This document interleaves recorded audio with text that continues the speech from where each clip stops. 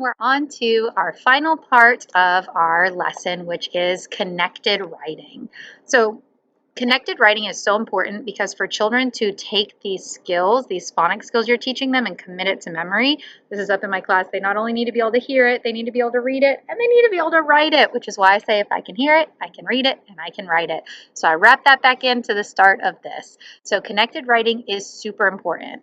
Now, if you're working with a young one, about 3, 4, 5, the muscles in their hands are still developing. So don't feel pressured to write with a pencil or a pen.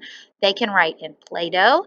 They can write in the air. They can do all sorts of things, and I have some ideas linked in the extra resources. For my kids, I've chosen to add in these LCD boards, and I write with them, one, because they're sustainable. So you can write a letter, and it shows up in like cool, it looks almost like they're writing on a tablet, okay? And then they just press erase, boop, and it goes away. I also like these because if they're not ready to hold a pencil yet, they can write with their finger, and I'm not sure that's, yeah, you can see the letter there, and it'll pop up just the same. So this is what I've added in my kits. They're super cheap on Amazon right now. Another great one to buy is a whiteboard. These are at the dollar store for $1, and you just grab yourself a marker. You could also use regular paper, and like I said, you can get outside with nature.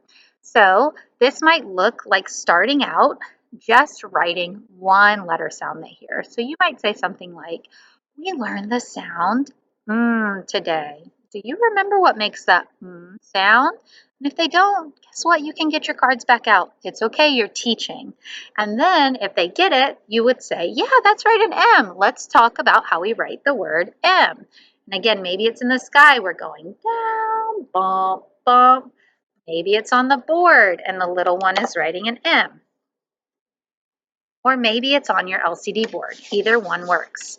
Once they start getting good at writing letters, you're going to want to move on to writing words.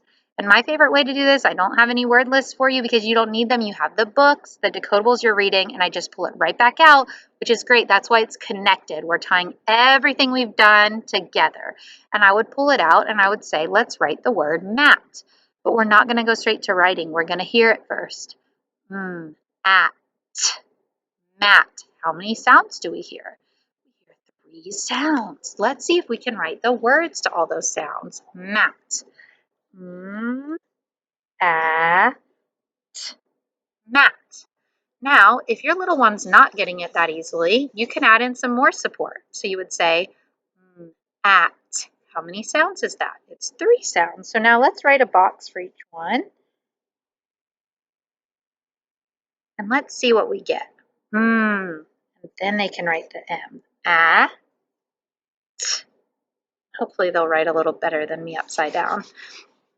Once they start getting really good at that, you can pull full sentences out of the book and have them write the sentence, because that's really great, because like if they're writing Matt sat, you can start teaching them that at the end of a sentence comes a period, and working on skills like that. And when they get really good, you can just go back to those comprehension questions, ask them a question about the book, and they can write it themselves. So another important thing to note here is it doesn't always have to be perfect spelling. What we're looking for here is phonetic spelling. Phonetic spelling means it follows the sound patterns that you have taught.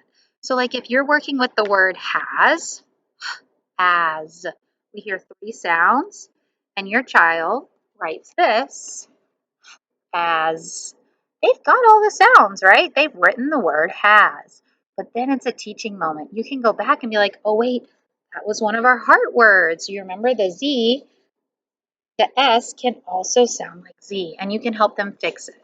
But what's important here is we're celebrating. If what you taught today was the A sound, you don't have to focus so much on the other sounds. You're committing that one to their memory, okay? So I hope you have a great time writing. No matter what you write with, you are doing an awesome job. And again here, just go at the pace of your little one. So when they start getting good at writing letters, let's move on to words. When they start doing good with that, start writing sentences, and then move on to crafting their very own sentences. So I hope you have a great time writing.